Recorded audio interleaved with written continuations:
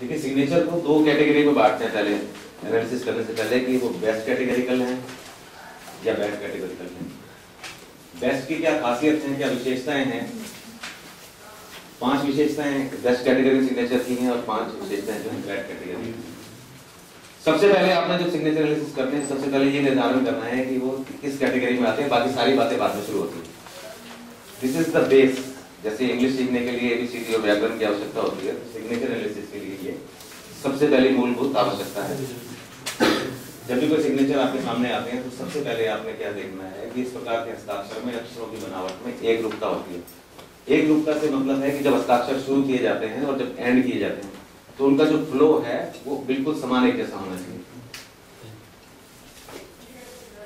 इस प्रकार के हस्ताक्षर में अक्षरों की बनावट में सामंजस्यता होती है। सामंजस्यता का मतलब है कि अक्षरों में आप देख रहे हैं ए बड़ा है उधर बी बड़ा है और बाकी जो अल्फाबेट है वो छोटे हैं, लेकिन सामंजस्य क्या है? आर यू एन जब आप काल्पनिक रेखा लगाएंगे तो आप देखेंगे कि बिल्कुल बराबर बराबर बने हैं, ऊंचाई नीचाई नहीं है। तो इसको बोलते हैं सामंजस्यता। हस्ताक्षर करते समय सभी अक्षरों पर दबाव एक जैसा है।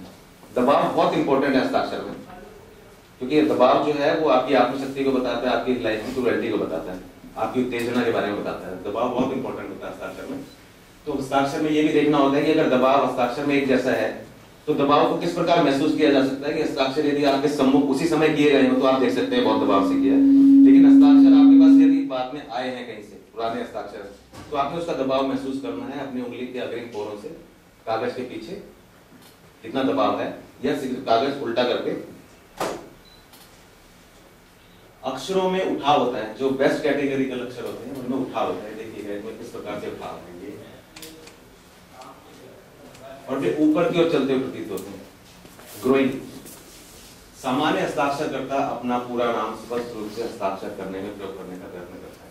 अब यहाँ पे एक बात बोलना चाहूंगा कि आपने देखा होगा बहुत सारे लोग, या आप में से भी किसी लोगों के ऐसे सिग्नेचर हो सकते हैं कि जिनसे आपके नाम का नहीं पता लगता। ऐसे लोग क्यों अपना नाम नहीं लिखते? आप अपने आप से पूछिए, आपको जवाब मिल जाएगा। कहीं ना कहीं कोई प्रवृत्ति ऐसी है जिसको आप छुपाना चाहते हैं, जिसको प्रकट नहीं करना चाहते। इसके अलावा कभी कभी ऐसा भी होता है कि हम सिग्नेचर को आर्टिस्टिक कर देते हैं, छुपाते नहीं है लेकिन आर्टिस्टिक हो जाते हैं, और आर्टिस्टिक होने से हमारा नाम कभी नहीं पता लगता है तो हम उसमें आर्ट डाल देते हैं, कलर डाल देते हैं, उसमें क्रिएटिविटी ले आते हैं। सामान्य हस्ताक्षरकर्ता अपना पूरा नाम स्पष्ट रूप से हस्ताक्षर करने में प्रयोग करने का प्रयत्न करता है। तो ये 5 कैटेगरी हैं जो ये बताती हैं कि सिग्नेचर बेस्ट कैटेगरी में आते हैं या बैड कैटेगरी में आते हैं। घटिया अथवा निकृष्ट हस्ताक्षरों की बनावट, क्योंकि जो रिजल्ट है ना वो रिजल्ट यहीं से शुरू होगा।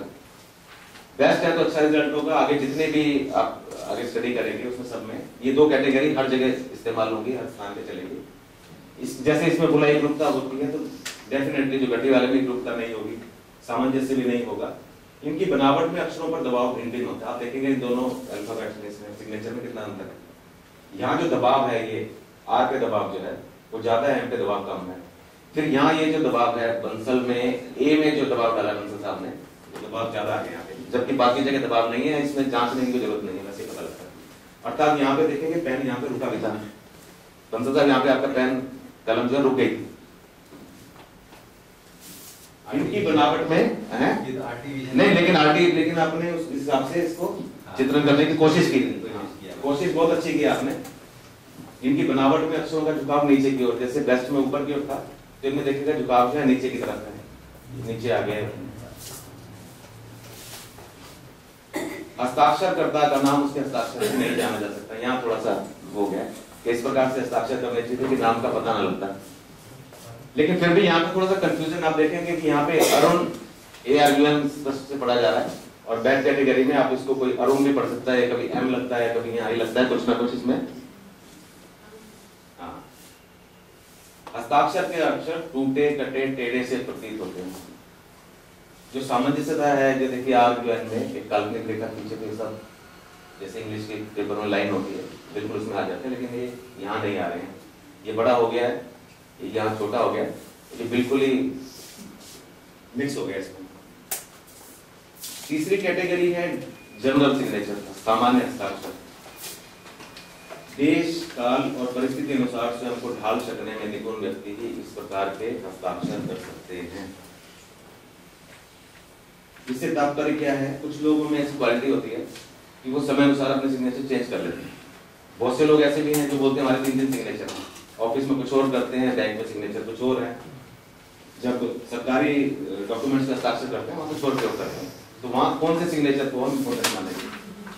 ऐसे लोग जो है समय अनुसार ये निर्धारण करते हैं कि हमें कौन से सिग्नेचर करते हैं। देश काल और परिस्थिति के अनुसार स्वयं को ढाल सकने में निपुण व्यक्ति इस प्रकार के हस्ताक्षर कर सकते हैं। अर्थात ये एक्स्ट्राऑर्डिनरी कैटेगरी है, इन दोनों से अलग, सामान्य नहीं है। इनके हस्ताक्षर समय समय पर भिन्नता लिए होते हैं। यदि आप किसी के भी सिग्नेचर एनालिसिस की मैं एक बात बताता हूँ, कभी भी सिंगल सिग्नेचर पे एनालिसिस मत कीजिएगा। किसी भी हस्ताक्षर करता है 3 सिग्नेचर कराइएगा कम से कम। 3 सिग्नेचर में आप कंपैटिबिलिटी निकाल सकते हैं, किस प्रकार के चेंजेस हो सकते हैं, तीनों में चेंजेस है, उसमें से आप एक आइडिया लगा सकते हैं कि क्या क्या चेंजेस हो सकते हैं। आप अपने भी 3 सिग्नेचर करेंगे तो आप पाएंगे कि थोड़ा थोड़ा उसमें डिफरेंस है, तो क्या डिफरेंस है वो आपको पता लग जाएगा। इस प्रकार के हस्ताक्षरकर्ता सामान्यतः स्थिति परिस्थिति अनुसार अपने हस्ताक्षर करते हैं, जिससे उनमें यदा कदा भिन्नता आती रहती है। ये एक नेगेटिविटी है सिग्नेचर की, बहुत बड़ी नेगेटिविटी है, जो समय अनुसार अपने आप को बदलते हैं। आगे हाँ, इनस्टेबल ना, लाइफ इनस्टेबल है। ये देखिए वर्गीकरण यहाँ पे दिया गया है, ये सिग्नेचर की कैटेगरीज हैं। दुनिया भर के सभी सिग्नेचर किसी भी भाषा में हो, किसी देश में हो, किसी काल में हो, कहीं इन्हीं कैटेगरीज में आते हैं। और एक बात और बताना चाहूंगा आपको कि जितने सिग्नेचर एनालिस्ट वर्ल्ड में हुए हैं, जितने भी सिग्नेचर एनालिस्ट हुए,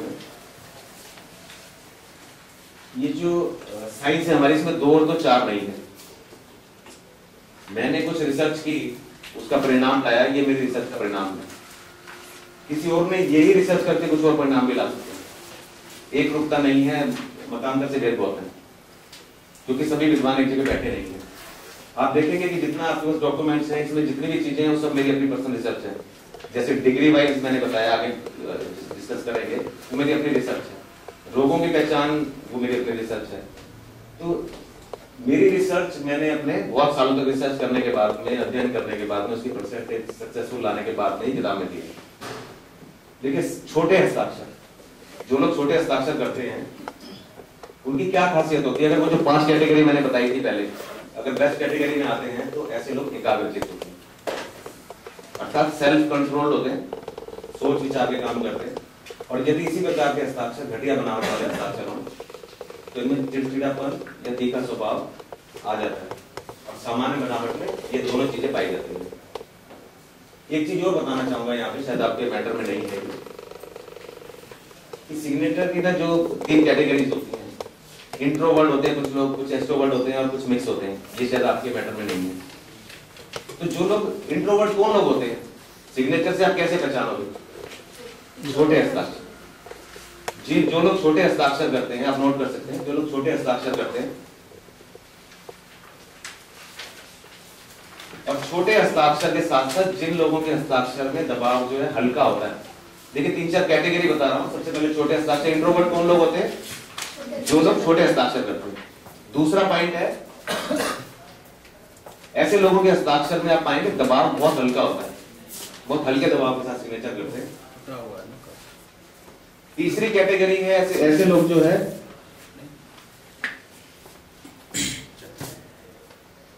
कोशिश करते हैं अपना नाम लिखने की पूरा। और चौथा, इनके हस्ताक्षर की जो स्पीड है वो स्पीड बहुत स्लो होती है, बड़े इत्मीनान से सिग्नेचर करेंगे, जल्दबाजी कुछ नहीं करते।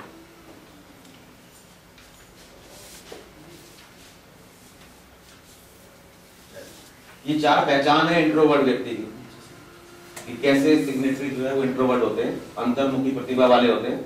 और ऐसे लोग सामान्यतः अपने मन की बात किसी से कह नहीं पाते, अपने विचार अपने ही मन में बोलते रहते हैं, सोचते रहते हैं, विचारते रहते हैं, लेकिन अपनी बात को ढंग से कह नहीं पाते। छुपाने की जरूरत नहीं, कह ही नहीं पाते। वो प्रवृत्ति ऐसी हो जाती है कि वो अकेले में बिस्तर में सोएंगे तो सोते सोते बात कर लेंगे, सोचेंगे 2 घंटे कि मैं जाके ये बोलूंगा, लेकिन जब सामने जाते हैं तो कैसे छोड़